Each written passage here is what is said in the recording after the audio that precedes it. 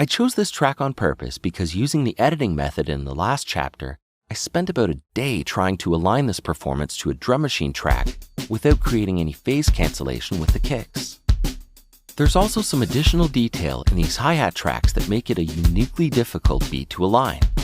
As you can hear, the track doesn't sound all that bad, but when I add a click, you can hear the fluctuation of the beat. Let's begin fixing this by putting all of our tracks into one folder. Now, normally you would want to turn on the group edit function, but don't do it yet. We're going to do a quick hit point analysis on the kick track first. Double-click on the track. Choose the Hit Points tab and click on Edit Hit Points. Adjust the threshold until it looks like all of the kick drums have hit points. We're going to skip all of these controls and just close the window. Now do the same for the snare. It seems like there's a lot of bleed on this mic, so we should be very careful with our settings. Zoom in if you have to and audition sections while you're working. I probably should have set that threshold a bit lower, but let's move on with the lesson. I guess while I'm up here, I'm going to make sure the quantize grid will be friendly with my hi-hat part. And 16ths should be fine. Now comes the weird part. A lot of people say you don't have to mess with the hi-hats when editing drums, and that you only need to align the kick and snare. This is true to a certain degree, but not in every case. This hi-hat setup is very weird.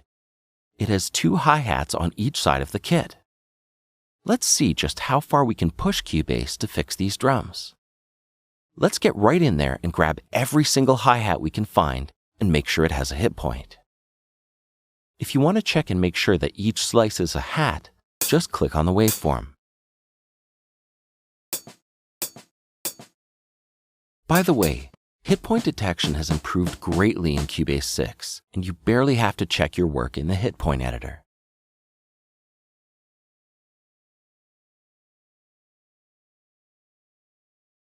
Let's finish off this remote hi-hat track and get down to business and activate the group editing function.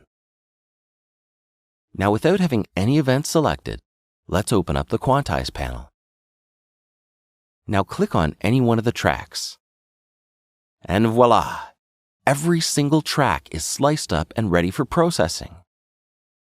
Now, normally we would just set a high priority for the kick and snare and lower for the hats. But we've made quite a few hit points in these hi-hat tracks and I want to take advantage of them. So let's set these both to about 3 stars. Now you can also apply swing, decide on a capture range, and all of the other quantize functions we've discussed over the series.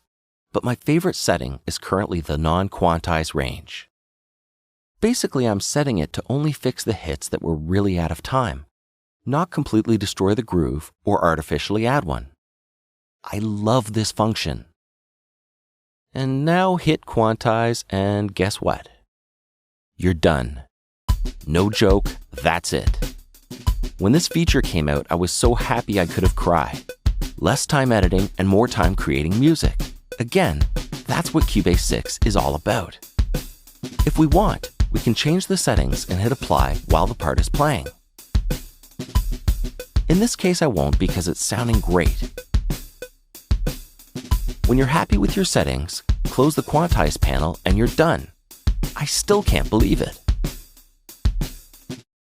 Now if you want, you can bounce the selection under the audio menu to create new audio files of your edited work. Only do this if you are sure of your edits. Now choose Replace.